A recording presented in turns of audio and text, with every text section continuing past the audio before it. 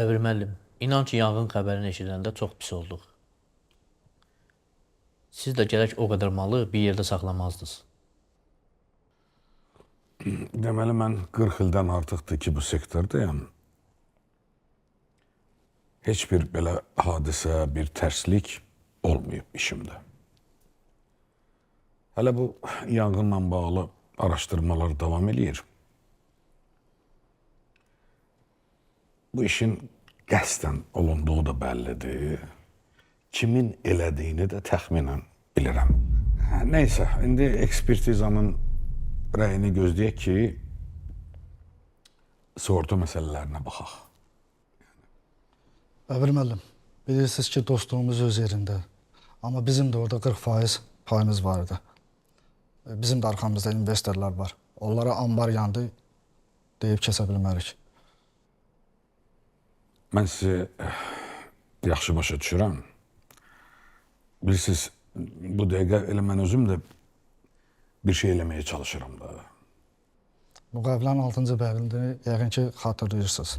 Force major hallarda belə əsas vasitələrin bərpası və tərəfdaşlarının payının ödənilməsi icrasının öhdəliyindədir.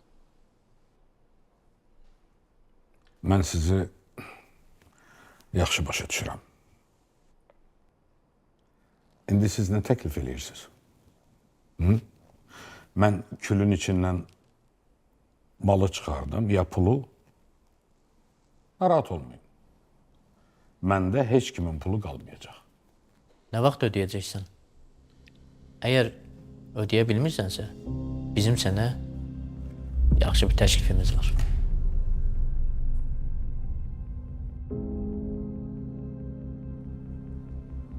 Sığortadan pul gəlinə qədər digər obyektdəkilərin payını bizə girov qoymalısın.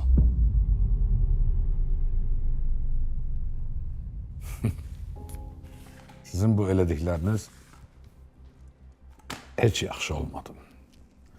Siz bizim aramızdakı bu dostluğu məhv edirsiniz, yoxa çıxarırsınız. İş işdir, Bəbir müəllim. İş öz yerində, dostluq öz yerində. Dost kimi nə vaxt çağırsanız, qulluğunuzda hazırıq. Kəs səsini. Bu süni cümlələrə ehtiyac yoxdur.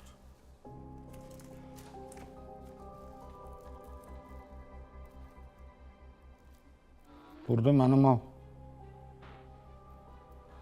yerlərimi girov göstərmisiniz. Siz heç bilirsiniz, ora neçə hektardır? Bilirəm, bizə olan borcunla başa başdır. Özün də yaxşı bilirsən.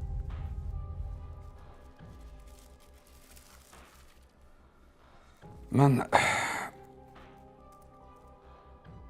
buna imza atacağım. Amma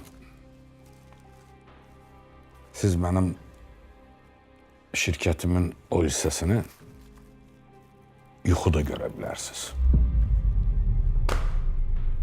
Nəyi? Şirkəti. Şirkəti yox, evimi girov qoyacağım. Səhər notariusda danışarıq. Görüşərik, həll eləyərik. Olar. Sabah görüşüb notariusda təsdiqləyərik. Allah xeyir versin. Hamı üçün ən xeyirlisi budur. Qutarın görək siz Allah. Bizim dostluğumuz da elə buradaca bitdi. Gedə bilərsiniz. Xoş gəldiniz.